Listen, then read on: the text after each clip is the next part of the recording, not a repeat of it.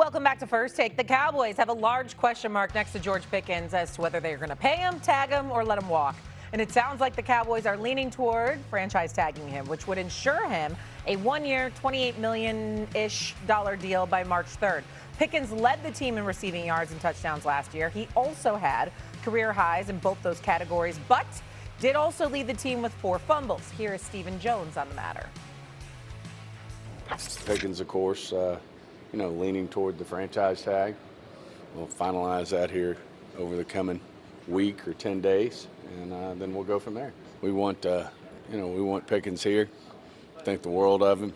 Want him here, love him, and I think he wants to be here. So all that's a plus. A lot of guys who we've tagged, participated in everything. Dak leading the way, and he played under 2 of them, so he never missed anything.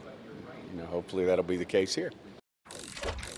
Hopefully. That is positive thinking by Mr. Jones. Peter Schrager and Jason McCourty join us now here on First Take. Schrags, is this going to be a prove-it year for Pickens? Yes, it's going to be a prove-it year for Pickens, just like last year was a prove-it year for Pickens. And I listened to Stephen Jones's comment, and I'm imagining I'm George Pickens on this Tuesday morning, and I'm waking up wherever George Pickens is, like, do not compare me to Dak Prescott. And that is what the Cowboys are going to do. They're going to say, if Dak did it, you should do it too. Take the tag and be happy. You're going to make $28 million.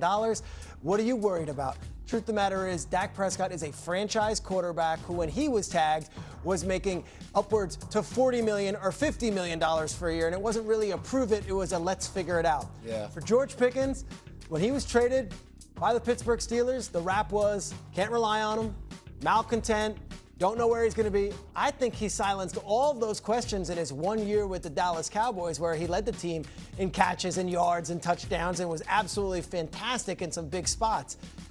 That said, I understand where Dallas is coming from here. I understand it. Prove it to me again. This is the luxury that we have as a team.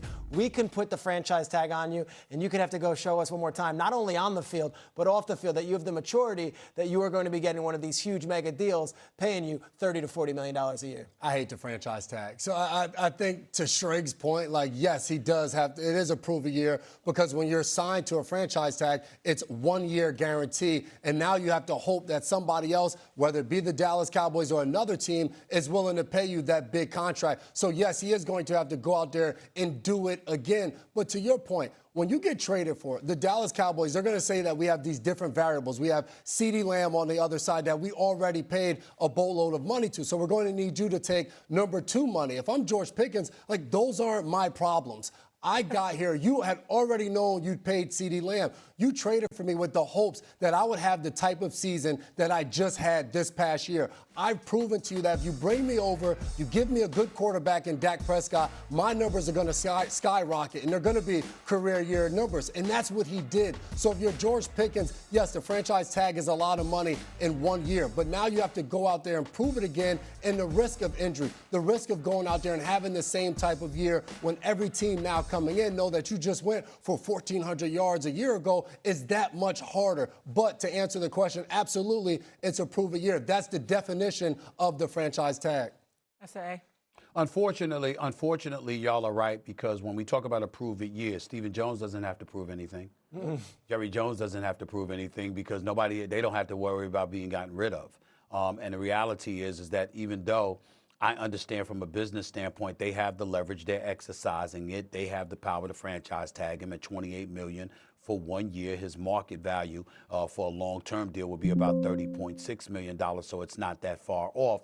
But the point is, they get another year out of George Pickens, where attrition could kick in, where an injury could occur, where they could be devoid of having the responsibility to make a long-term investment in him.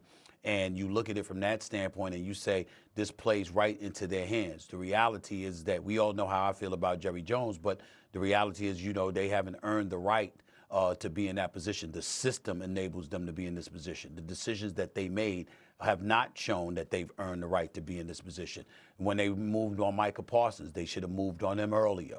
The same agent that Micah Parsons has, you now deal with George Pickens. You could have found a way to work things out. The pieces that you acquired before the trading deadline Had you acquired him a week or two earlier, you might have had a shot to make in the playoffs instead of missing it. There's an abundance of things that we look at the Dallas Cowboys, and we always say they're late to the party, they're late to the party.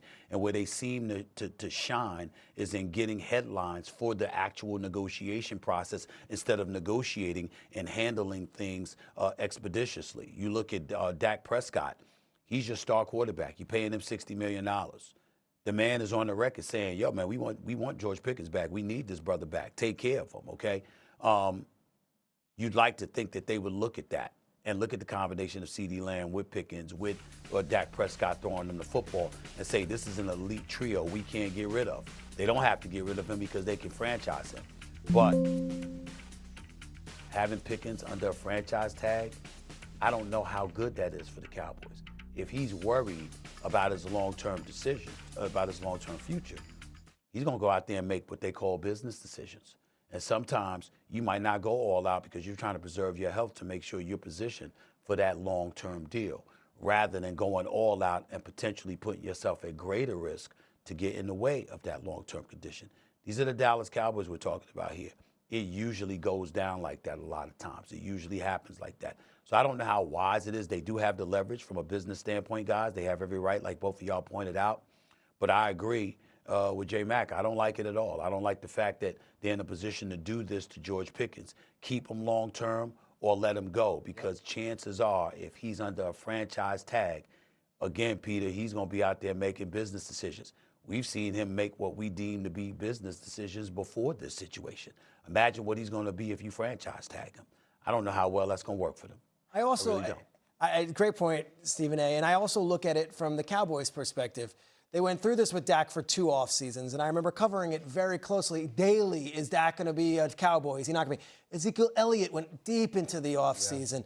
Of course, we had CeeDee Lamb. And then Micah last year. Like, this is becoming a Cowboys thing. And now this one's unique in that this is a guy who they brought in on a deal and had a free agent contract right away, and he wasn't one of their homegrown players. But gosh, what a break from what's been an off-season annual rite of passage of doing Cowboy segments of will they pay him, will they not? Well, imagine they just paid him and said, let's just pay him. Let's just pay him because we have the money, and we think that these two guys are pillars and cornerstones to have wide receiver 1 and wide receiver 2 in the NFC East. Last thing I'll just add really quickly. If you pay them a long-term deal, it frees up more money and cap space for them, which allows them to address their defense to actually be a competitive team and get back to the playoffs. I think that should be the key for them. If you can extend George Pickens and now you have more money to expand on that defense, now you can actually go out there and say, hey, we're a contender in the NFC, because right now without that defense, doesn't matter if they have George Pickens or not. And I think that's what people forget. And like, also, franchise tagging doesn't always help your pocket. Yes. It doesn't always benefit the team the way people might think. Go ahead, S.A., final word. The other thing is, and right there, I'm leaning on my relationship with Jerry Jones, and I'm asking everybody to remember the 2 interviews that he did with me. One was on my YouTube show, and the other was when he came on my radio show. And in both instances, he's telling you how he thinks, and you know, he's going to hold on to that money. It was hard for him to pay primetime Deion Sanders come out of his pocket at $13 million at that particular moment in time.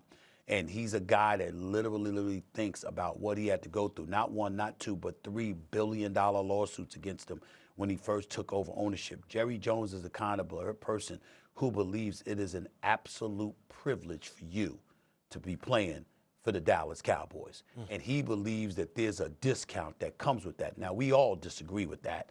We get that part, but that's how he thinks. And so when it comes to this time of year, you never know what he's going to do to get in his own way, at least in the immediacy of the moment, just to make sure that he reminds people of that mode of thinking that he lives by. It's repeatedly gotten in the way of negotiations, and he hasn't cared. Last time Dallas reached a long-term deal on a player tagged for the first time, 2015, Des Bryant. It has been a minute. Mel Kiper Jr. has released his latest NFL mock draft just this morning. There's a certain